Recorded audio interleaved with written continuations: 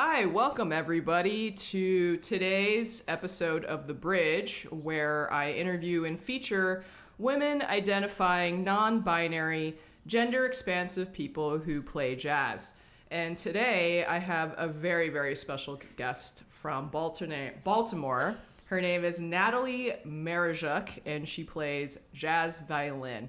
Nataly, thank you so much for being here. Thank you for having me. Absolutely. Can you please tell us, how did you get started playing jazz? So it was a couple of years ago, I think 4 years ago at this point. I actually made it out to a gig where the Hot Club of Baltimore was playing it's at a place that closed over the pandemic, an Italian place that had jazz listening nights. So yeah, that's how I first heard it live, and then I got interested and found out about the jam and got started. That's super cool. That is super cool. What were your foundations to music? I know that you were a classically trained violinist, and how does that technique, cross over into jazz? So I actually found that it crossed over really well just because when I first started listening, I was listening a lot to Grappelli, and he had a lot of virtuosic lines that he would play, like really high up and that kind of thing. So it was really interesting to transcribe what he was doing, and I found that even though I didn't know the jazz language yet, I was capable of playing what I wanted to play. So I felt like that was a really good foundation to have. So that's awesome. Oh my God. What is your practice routine looking like these days? These days it's really different. Pre-pandemic, I want to say my practice routine was looking like playing a lot of gigs, just like gigging all the time, not much practicing going on, practicing on the gig, I guess, in a sense, for jazz gigs. Now I really try to put in metronome work, and I've been working on playing with these bass backing tracks that I really enjoy. They are by Mr. Sunny Bass on YouTube. Unfortunately, I don't know the bassist's real name, but he has a wonderful channel with a lot of different backing tracks. And I find that the bass backing track instead of a guitar backing track allows me to explore more. It leaves more space. So I'm trying to kind of do different things and leave more space and try new weird, I guess, harmonies or weirder harmonies than I have been before. That's amazing. Can you introduce this video that we're going to play using Mr. Sunny's bass tracks? Yes. So this video is actually a cover of Dewey Square by Charlie Parker. I learned the song because I listened to a record by Roy Hargrove, and he did a solo trumpet cover of it. And I thought it was incredible and very musical, and it really struck me how one melody instrument could still convey the swing and the feel. So I transcribed his B section. But anyways, Dewey Square. Okay, Yes. all right, here we go with Dewey Square.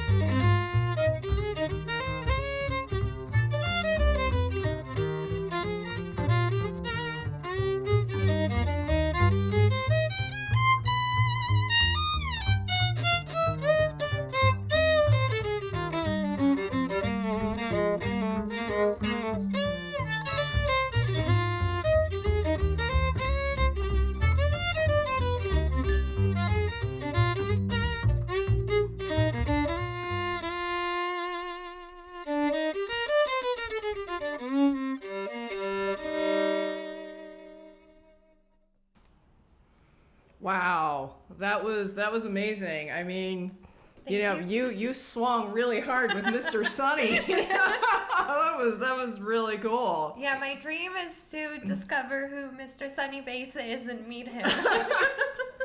I would like to know who Mr. Sunny is too, so definitely keep me posted. Will do. Okay.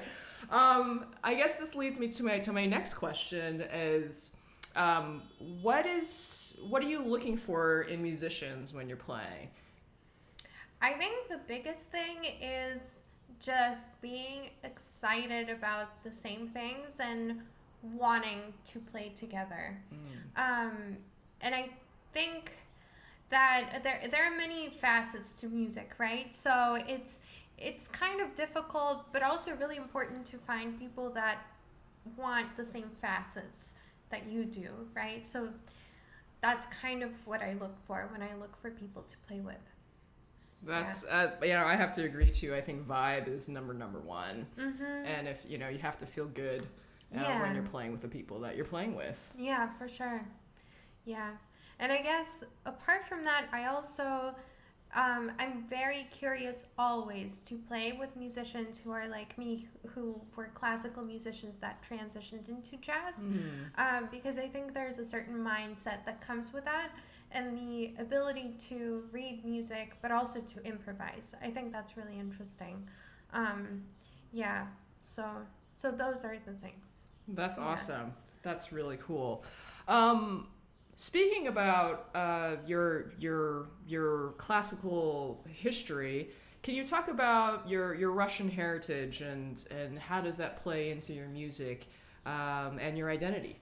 Sure. So recently, I guess in the past 2 years or so, I've been exploring the history of jazz in the USSR, and I found it really fascinating and really strange, mainly because it was illegal to listen to jazz or play jazz in the Soviet Union for probably a decade and a half or 2 decades, from the late 40s into like late 50s, early 60s or so. And later, it wasn't necessarily labeled jazz. They were playing it. Like, if you listen to any pop recordings, they're jazz. But they were like, no, this isn't jazz. So I've been exploring that and really trying to dig deep into my heritage, into what kinds of musical things were going on when, for example, my grandparents were alive and that kind of thing. And I guess I've been digging into the repertoire that they had and trying to bring it to life again and try and get people to play it now.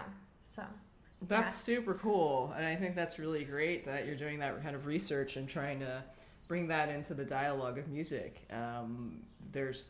I feel like so much of that history and that story has been lost, and it's super important to tell those stories now. Yeah, for sure. And especially now, I think with the political situation, I find great joy in showing the rich cultural history of Russia, not necessarily the political history, because I think politics and culture, for sure, they're intertwined, but they're also separate. And I think it's a shame that the culture is overshadowed by politics a lot of the time. Absolutely, I absolutely agree with it. I think one of my classical piano teachers was Russian, and he was so influential in my musical development and taught me and introduced me to Debussy. So I absolutely agree, and I'm so excited about your work. Thank you. Awesome. Yeah. So obviously being a musician here in pandemic, and hopefully we're coming out of it right now, but can you talk about some self-care routines that you did during the pandemic and that you're continuing to do to just try to take care of yourself?